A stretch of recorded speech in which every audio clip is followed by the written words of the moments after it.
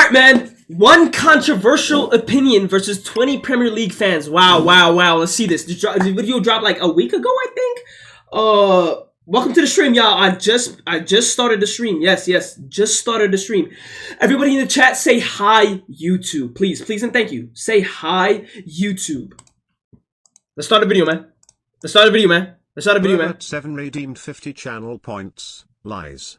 I don't know why the TTS is open. Let's close that, or yeah, let's close that. Yeah. Hey, everybody, get your meal, get your, you know what I'm saying? Enjoy your day, man. See, I couldn't talk about my team in public. Do they know pain? Do Arsenal fans know pain? Do you know pain? Did Lewandowski score any real goals? Or you're only saying that because you've been robbed? But this is a Premier League video. Why? Oh, he's wearing Barca. Hey, I've got 20 football fans here to debate some of the hottest topics in the footballing world. Hold on, y'all.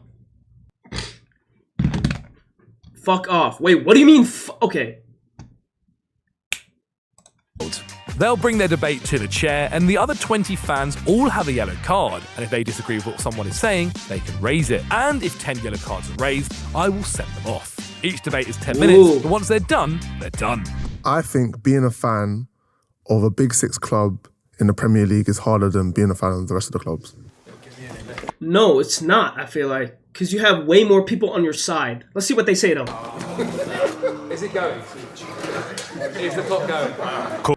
Is it one it's one controversial opinion. Well, obviously, this might look a bit weird as I am a fan of a Premier League. This is the title, by the way, Chad. This is the title. But I want to talk about it from maybe an international perspective. So looking at multi-club ownership, for example. So obviously, as a Chelsea fan, our owners also own Strasbourg. Far incoming. One of the biggest clubs in their country, and they're nowhere near the stature of the Big Six clubs in the Premier League.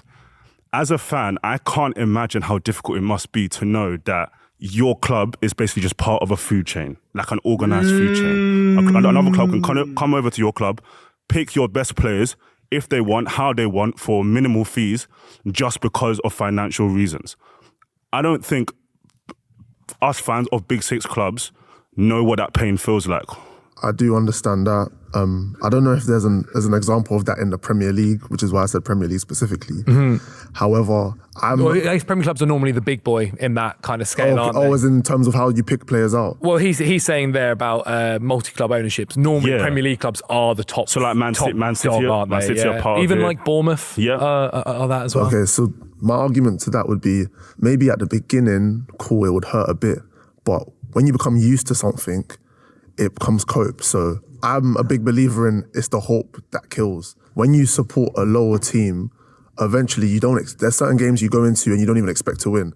There's certain games, certain seasons where you know, I'm not winning this, I'm not winning that. If you lose away, it's like, I just support this guy looks like he hates him. Palace, for example. We were never winning that What is this game. Obviously, no offense.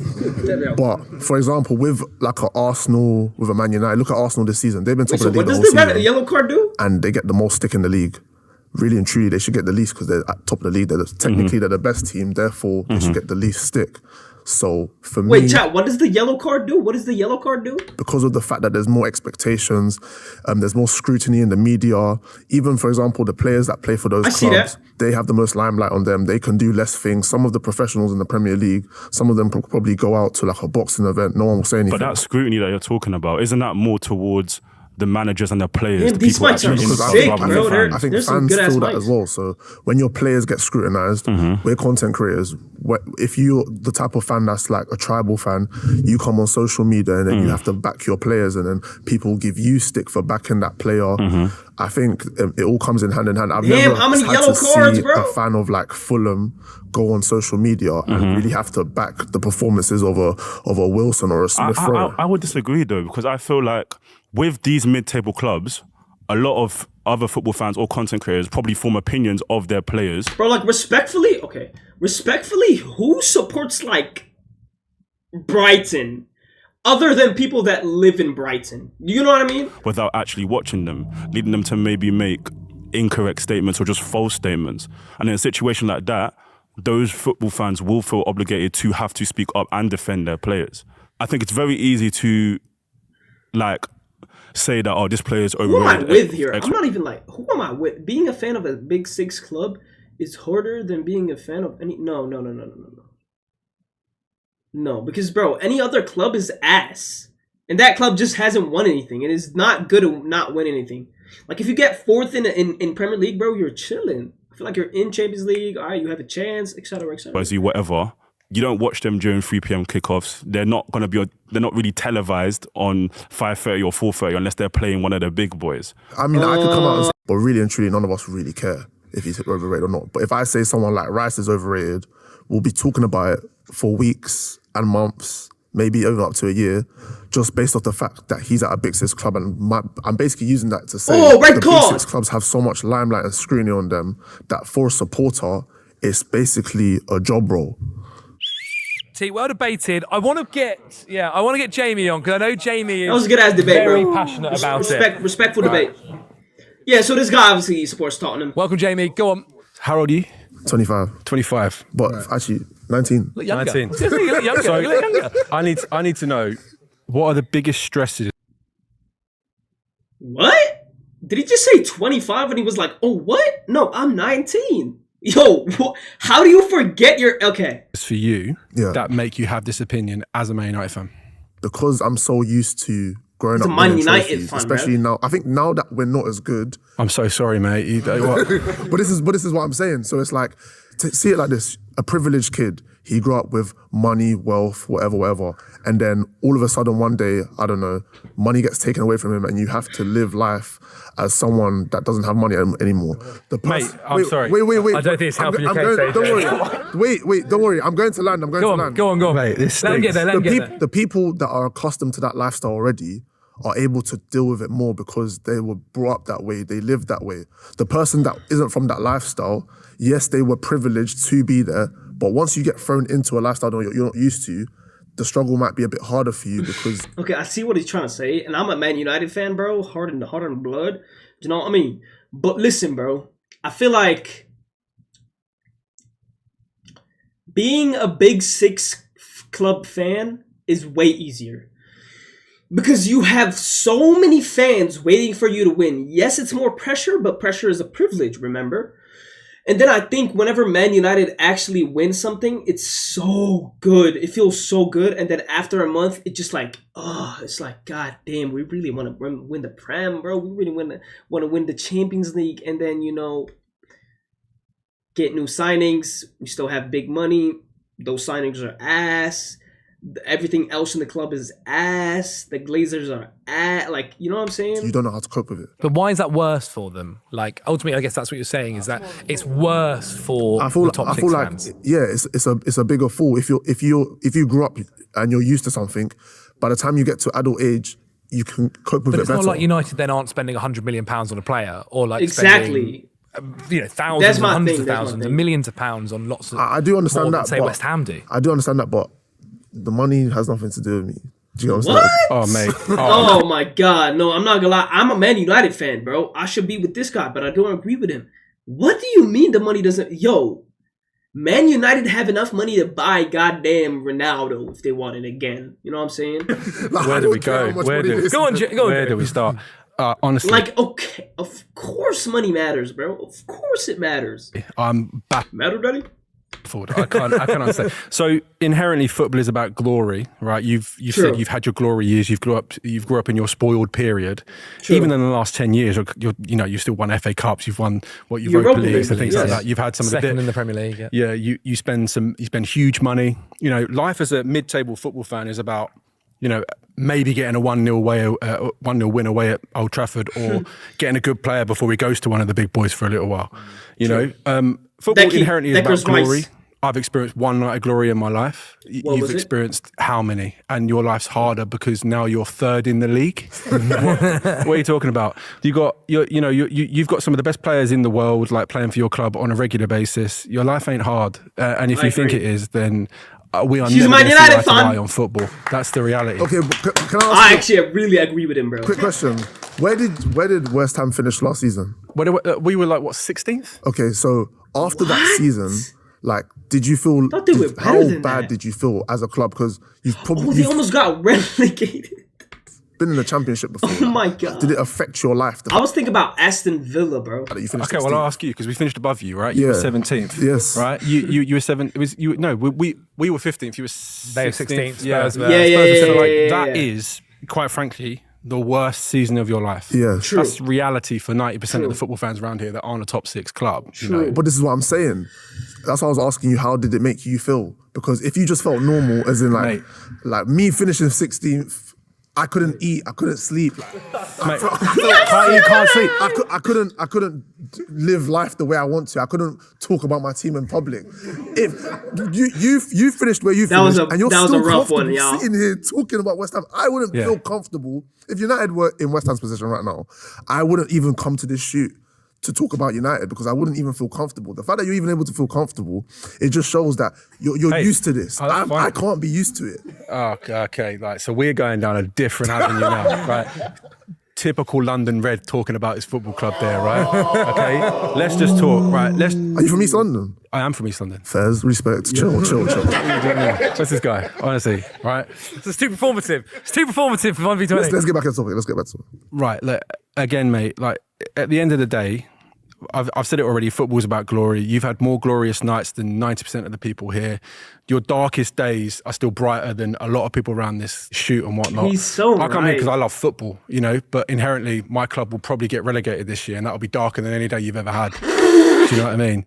He actually predicted it. It said on the screen that this was filmed before the end of the season, and he actually, god darn it. Predicted You it. had a terrible 6 months under Amorim and it's the end of the world. We're still talking about Amorim 6 months later, but you're third in the league and you got a player that's going to be a player of the season.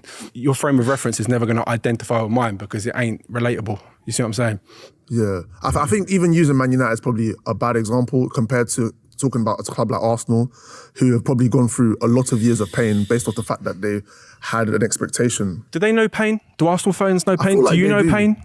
I feel like maybe I don't, but Arsenal fans definitely What's do. the saddest you've ever been as a West Ham fan? Mate, the first time I ever cried over football was Steven Gerrard scoring a goal in the FA Cup final. That was what, 21 years ago? Bro, you see, like, the standards are so low for them. Oh, man.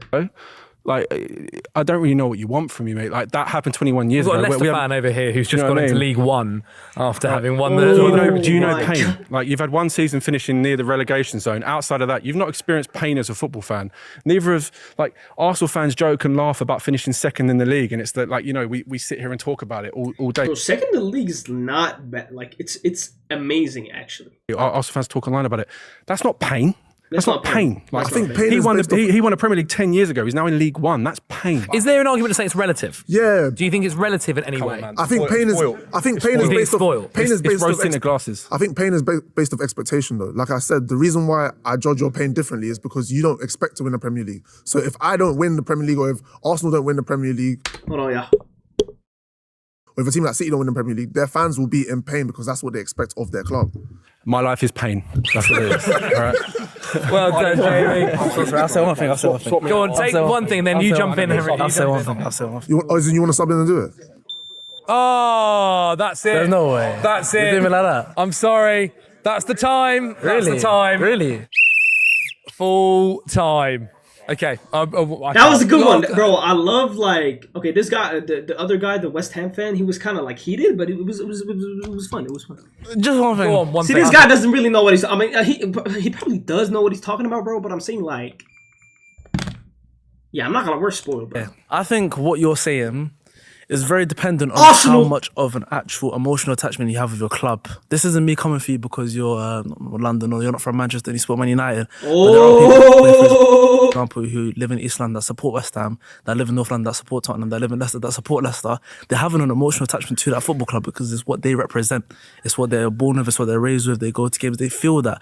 So when, for example, a team maybe goes down or whatever, they feel that more than, for example, a Chelsea fan that lives in Stevenage, just as an example. Because, no, I'm not even trying to do that because I'm not the craziest Arsenal fan that goes home and away, but I've been to enough games to realise that when you go, you feel attached to that football club because you're there and you see it. In regards to maybe somebody else who supports United or supports Chelsea or supports whoever that can't go to those games on a regular basis, you might not feel that same way if your team were to go down or to lose a game, which is maybe Yeah, why I get you might have that. issues. I definitely agree with a team like West Ham because they are a staple in the Premier League. However, I feel like a team like Southampton and Burnley, Are they a staple in the Premier League if they got relegated or they're close to relegation almost goddamn every season except a couple? I don't think that's true, bro. that they basically know they're going down before the season even starts. I don't think they feel it as much as a He's team laughing. Fair, isn't it? I don't believe that. I don't believe that Even David Dwyer. Let's get into the debate. Wait, what did he say? Wait, I I don't kind of. Burnley are a staple in the Premier League. However, I feel like a team like Southampton and Burnley, that they basically know they're going down before the season even starts. I don't think they feel it as much as a team that. Fair, isn't it? I don't believe that. I don't believe that. No, he's wrong, and I'm gonna tell you why he's wrong. He's wrong because a team like Burnley or Southampton, when they get to the Premier League, they're ecstatic. But when they get relegated, they're as ecstatic, they're as sad as they were ecstatic about making it there. So he's wrong. Oh my god. David Dwyer. That was one of the best sneezes I've had in my lifetime. Debate. That's the end of the debate. Just before we move on to the next question, guys, quickly, thank you so much for 100,000 subscribers. You're Honestly, welcome. it means the absolute world to Am I subscribed or subscribe? Here we go. Oh, I am. me, and it helps the channel so much with growth, with getting more footballers on, for doing up with new ideas. All of it is so helpful. So please, if you haven't already, please subscribe. Also, let me know which other footballers you want on the channel down there in the comment section as well. Oh, we got Jimmy Carragher, Carragher, I think, one time, no? On to the next debate. Karim Benzema has the highest peak of any striker in the 21st I century. agree. No, I don't agree. Karim Benzema has the highest peak. 21st century? What's the 21st century? Is it like 2000 and above? No, I don't agree. Maybe I do. No, I don't know if I agree. No, I don't agree. No, I don't agree because Lewandowski, bro. Lewandowski has a Ballon d'Or, bro. I don't agree. I think Lewandowski's Ballon d'Or was more than Benzema's, better than Benzema's. Wow. Hello. I feel like you know who I'm going to argue. Is this Aguero? Goddamn, he's about to argue Aguero. We're not counting Is this Ronaldo. going? Who are you bringing Ronaldo forward? not count as a striker? No, Ronaldo's not a striker. Ronaldo was a left wing kind of his whole life. You know what's crazy about Ronaldo? Even when he was a left wing, he was playing striker. Like, okay, what's Ronaldo's peak? Noodle hair, probably, right? Probably 2008, right? Both of those years, he was more of a pure winger. He said it himself. I don't agree with that. No, not Ronaldo. No, Ronaldo's different, bro. Ronaldo had a Real Madrid period where he was playing a striker. At the end of his Yeah, but that was like the end, though. That was like 2018, probably. I mean, even 2018, he was a left winger. Yes, he would shift and shit, but no, I don't agree with that, bro. Real Madrid days, he was up top, Right, 100%. yeah, but I'd say Benzema was playing in those days. So where was Benzema agree. playing? Do you think he was playing on the wing? Benzema was playing second fiddle Like to Ronaldo was Ronaldo. playing like a second striker role, but Benzema Nah, was I feel playing in those true. games. In This guy 2018, knows in like ball, the Champions bro. League final, Ronaldo's final year, I mean, it wasn't Ronaldo scoring in the final, it was Benzema that was intercepting Karius, wasn't it? No, but it was also Bale literally scoring an overhead kick from outside the goddamn box, brother. Some goal that. No, but Ronaldo definitely played up top in his final day. Final. He did. I'd say he was a striker. I would. No, sorry. If you say this, you probably didn't watch him. Just being honest. And that peak was. All right, far outside higher of Messi and Ronaldo, he's the best. He's had the Thank you. That was a good one because this guy doesn't understand. best peak. Okay, well done, Connor. Well done, mate. Apologies. There's a player that I want to mention. Who's that? So first of all, when you're talking about Yo, he's about to say Theo Walcott or some shit. Benzema's peak, Yeah. is there specific years you're thinking Yeah, about? I'd say the 21-22 season, I've never seen a striker Ballon have... d'Or year. The Ballon d'Or year, I think Ramadan as a complete player, there wasn't a weak Ramadan facet of his Benzema. game. He delivered in every big game to a ridiculous level, delivering trophies, every big moment he was there. It's true, I bro. don't- Oh my god, I love Benzema, bro. I love Benzema. Ooh. Is he about to say Dembele? I don't know why. I feel like this Arsenal guy is about to say Dembele. No, not Dembele. For sure, not Dembele. Karim Benzema was better than Dembele in his Ballon d'Or year. But who was...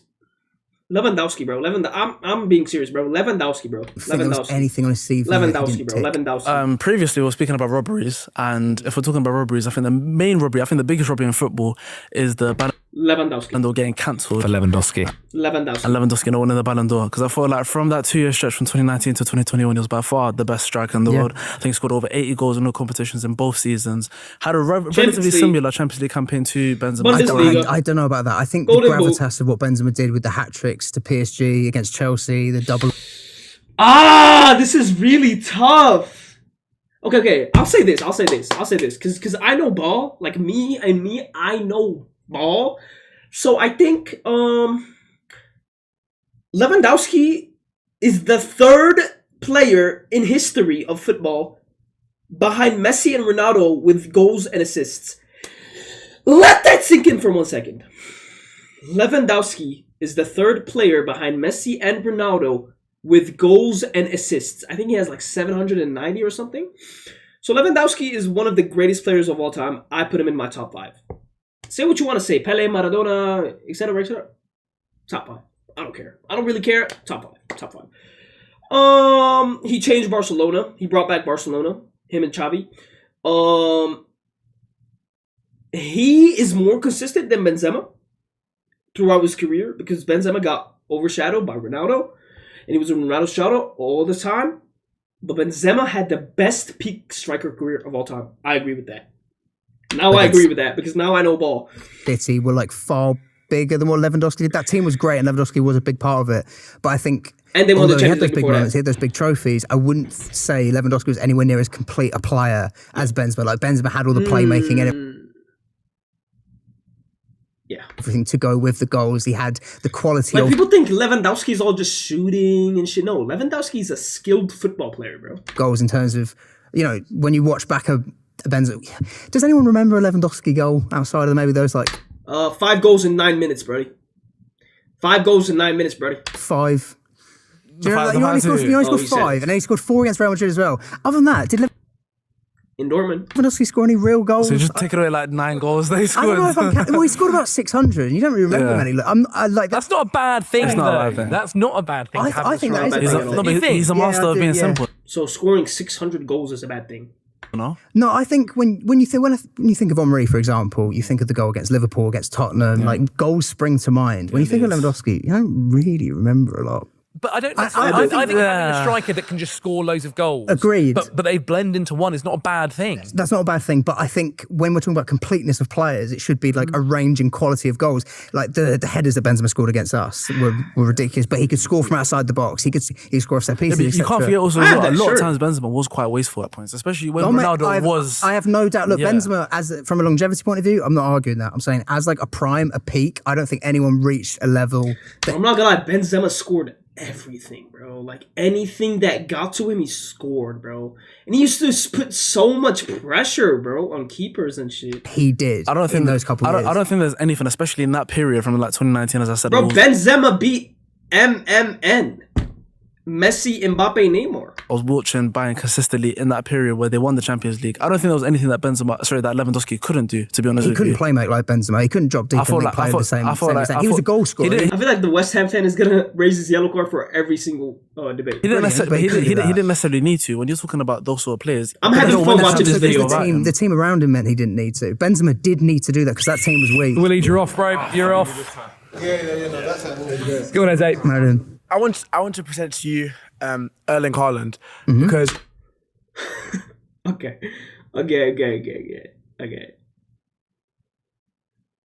Let's talk about pure number 9s, shall we? Pure number 9s? Haaland is a pure number 9 because all he does is poach. And it's not a bad thing, obviously, because he scores a lot of goals doing that. But all Haaland does is poach. He has some decent passes every 16 games. Lewandowski can do it all. Benzema can do it all. I don't agree with you. When Haaland came to the Premier League, he, not everyone. That guy's a City fan, by the way. But there was definitely a big, contingent of people on social media who were saying he was going to flop. And he came in and he just absolutely smashed just all the records. It was like he was scoring 3 goals at every game at one point. For him to do that in the hardest league in the world, in my opinion, and not only that, people. I hate when people say Premier League is the hardest league in the world, bro. I know ball. Premier League is not the hardest league in the world. The only reason Premier League is the hardest league in the world is because literally all the managers suck. All the managers suck. It's a physical league, sure. Does that make it the hardest? Hell no. You want technicality? You want skill? You want IQ? Go watch La Liga. Go watch La Liga. Oh, wow. Why is La Liga only won by 2 teams? Why is La Liga only won by 2 teams? Because they had the most money, bro. Don't forget, that first season, that was when City won the treble. Haaland came in and he won the treble in his first season. And people also forget how Man City, they had so many demons in the Champions League. They did, but can you tell me what he did against those demons? Well, in terms of Haaland what? scored for fun that season. Okay. Not when it came to the semis and finals and those kind of games. He didn't score in the semis and the finals, but... But Benzema did. That's what I'm saying. Benzema was delivering in these games. Not the final. The final itself, actually, they won 1-0. But the other games, he was delivering. Like, his performances were far more complete. Haaland in that Inter Milan final. Inter Milan were a pretty weak team as well. Yeah. Lukaku was more involved. But my question is okay, so Haaland didn't perform or didn't show up to the level that he had been throughout the season in those finals, but that doesn't take away from the point about what he did throughout the whole campaign, breaking records, crushing the league like no striker in the Premier. Think of the strikers you had in the Premier League. But it was Haaland, I think it was 51 or 52 goals, was it? Something like that. That was the season he breaks the Premier League record. It was 51 or 52 goals. I think it was around 9 or 10 assists. I think Benzema did 46 goals and like 16 assists. So numbers-wise, he was competing with him while being a more complete player, while delivering in bigger games. Is there anything to be said for the league? You know, no disrespect to La Liga, but I think it is established that the Premier League at the moment is a harder division. In 22-23, I think he was up against Arsenal's first go at the league, crack at the league. Liverpool had a bit of a down year; they came 5th. Chelsea should have been better. But let's not talk about winning the treble. You know, only two teams that have ever won the treble. That's an amazing feat. It's brilliant. I'm not sure who won the Spanish league in 21-22. Was that was Real Madrid as well? Okay, so fair enough. Benzema also won the league as well. But I just think have Real Madrid ever won the treble? I don't think so, right? Personally, what Haaland did to the league when we've had players, strikers like Henry, Shearer, Rooney, and Haaland came in and he's number 1. I just if Benzema had come to the league in that year, and there's a reason why he won that Ballon d'Or, and what he was doing was like witchcraft. Like you were watching him pluck goals out of absolute nowhere. The quality, that PSG game was one of the most ridiculous things you'd watch. What he was doing at City, not just the Panenka, but there was like a left-footed volley where you think these are goals that strikers don't have in the locker. Haaland, I don't think, has a lot of Benzema's goals he was scoring in that locker. I don't think he can do that. He just turned up. Again, there's loads of things that Haaland has that Benzema doesn't have in the locker. Like, what would that be? What? Size? Running in behind the line with pace and power. Benzema could do what? Yo, he could do that though, brother, man. He could do that, bro. But he really could do that, bro. He was so good. Haaland's degree, but he had ability to do that. Not as quick, maybe. Was it Godfrey? I remember in that 22-23, he just bullied out the way. I think if I was a Premier League defender, I am much more scared by Erling Haaland running at you than Karim Benzema. I don't know. Benzema was striking fear into like Thiago Silva and Rudiger when we were good. Good debate, though. Well done. A few minutes. I mean, I'm surprised no one's mentioned. I like this guy, bro. You might be about to mention him. Yeah. Luis Suarez. Yeah. Is that Dave? So I'm even going to kind of go beyond Luis Suarez as well. I think my main point with Benzema, that season in 21-22, he was sensational. And what he did in that Champions League was historic. Sensational. But I do look at Prime sometimes and I'm looking at strikers and I think his is a bit too short. And if you compare... Yeah, but a prime is like... Okay, so let's say this. Messi has no prime. Do you want to know why? Because Messi is the best player in the world every single year he's playing. Including now. Yes, including now because he proved it at the World Cup. Yes. Now here's the thing. I don't think prime length matters. I don't think prime length matters because... I'll tell you why. Because if you put prime, like peaks of football, football careers, on a graph, Benzema as a striker, only strikers would be there, right? So does length matter? If Benzema is there on the top, and goes like this and goes back down, does that matter? He has the highest peak still. That's what the debate is. You know what I'm saying? You got to read the debate. Comparing it to guys like I look at Suarez is my one for me, right? In terms of what he did. Sure, Suarez had a higher peak length. Suarez didn't have a higher peak, if that makes sense. And you look at his final year at Liverpool, and then those first few years at Barca, added to the likes of also, I'd even say a Lewandowski and a Harry Kane. I don't agree. Harry Kane, okay. Harry Kane contributed a lot to the trophies Tottenham could have won. Could have. He got injured. I'm sorry. If you get injured, your peak cannot be higher than the guy who didn't get injured, right? And Haaland's we're looking at these guys who have scored like 30 plus league goals year on year, being the best player in their team. Really. Again, I'm getting really aggravated because it's talking about the highest peak, not the lengthiest peak. If it was the lengthiest peak, I would literally pick Lewandowski. No question about it. Either Lewandowski or Suarez. Really driving them. I feel like Benzema, for a large portion of his career, was, second fiddle to Ronaldo, more facilitating him, sometimes having some very disappointing returns on goals. You all know that 5 goal season he had playing for Real Madrid in prime, in their real prime. I just don't think that prime can be extended to the level that you're going to just because of one season. Is that as comparable? Hopefully he says the same thing as me. I think it was longer than that, but I do also think I'd say those 4 years. He was about to say we misread the question. See? I'd say after Ronaldo left, because you bear in mind, 1920 when Real Madrid won the league, Benzema scored over 20 goals. Real Madrid won the league. That was the a good second league. top scorer was Sergio Ramos. Yeah. What? His attacking partners had 3 at most. Yeah. He was single-handedly carrying that Real Madrid side to win the league. Vinicius hadn't become Vinicius yet. Yeah. So I'd actually argue that after Ronaldo, he became that guy, stepped up to it. There's a reason why you play at Real Madrid for 14 years, and it's not because you were crap. Yeah.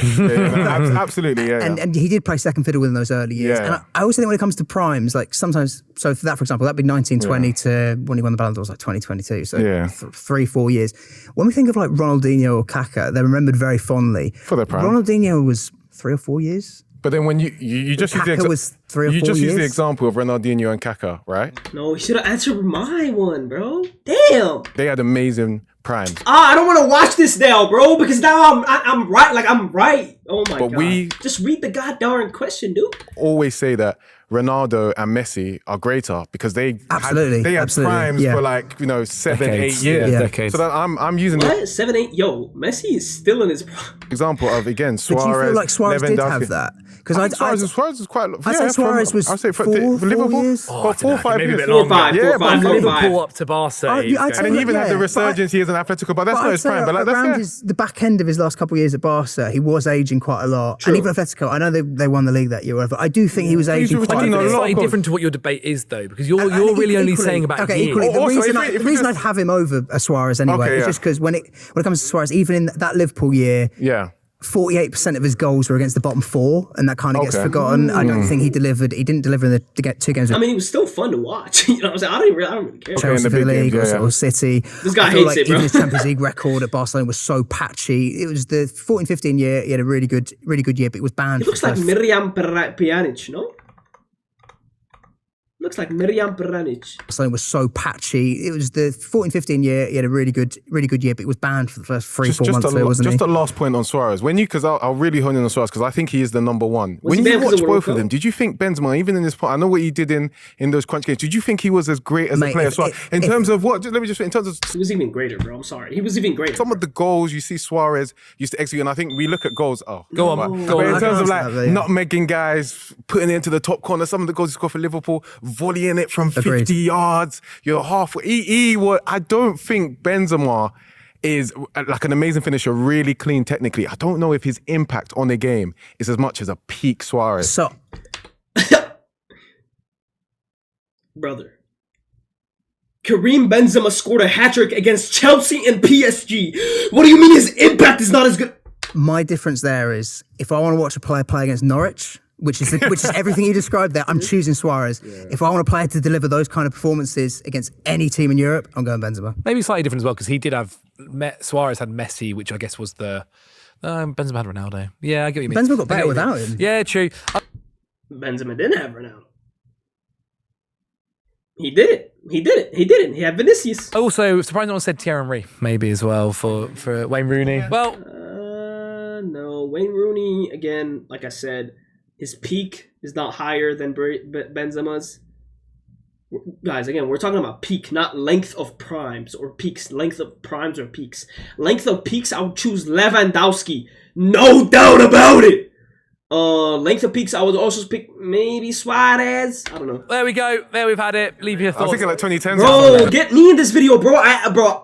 Bro, one time, like one day in my life, I want to be in this video. I'm having so much fun watching this video. Please, what is this guy's name? Zach Jalab. Get me in a video, bro. I'll come to London. I'll come to the UK. I don't care. Get me in one of these videos, bro. I actually had so much fun. Wait, it's not even done yet. And I'm like, it's not even done yet. If you haven't already, then head over to Instagram, head over to Twitter, head over to all. Shout out. Champions League. Message, you guys reply, and that's how I get everybody. Barcelona never robbed Chelsea in the Champions League. Oh fuck. Barca fan, Messi fan, you know what I'm saying? Okay, let me just say my opinion real quick, because I don't want to make this video like a 15-hour video. Guys.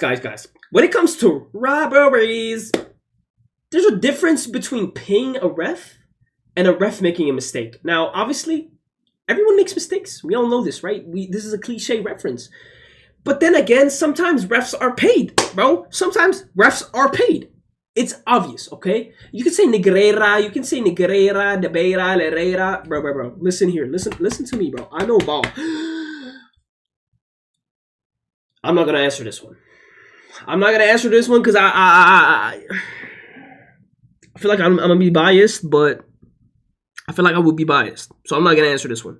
Let's see what they have to say. Barcelona never robbed Chelsea in the Champions League. I really had to see the clips again, though. Oh, it's Tobes. Welcome, Tobes. Oh, it's Barca versus Chelsea. What are your thoughts on that? I'm assuming... He's going to say yes. Obviously. I mean, you're not referring to 2009. Yes, that's the one.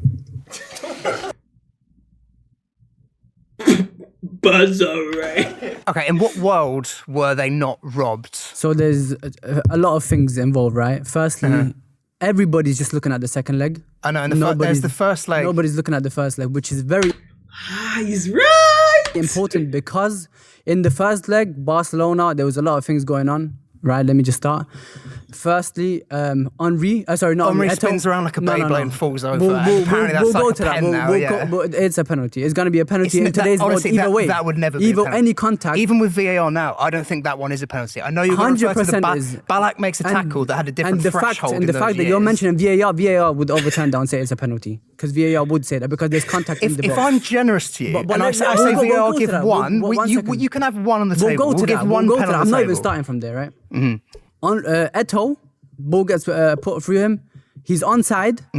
One-on-one situation is getting called offside. That's one of my issues. Did he score? It's a 1v1 situation, my friend. No, and you're talking about Eto'o. Eto'o picks up the ball on the left. It's not Joao Pedro. It's not Delap. You're talking about Samuel Eto'o. He was one of the elite strikers of the world at that time. He picks up the ball on the left. He's not one-on-one.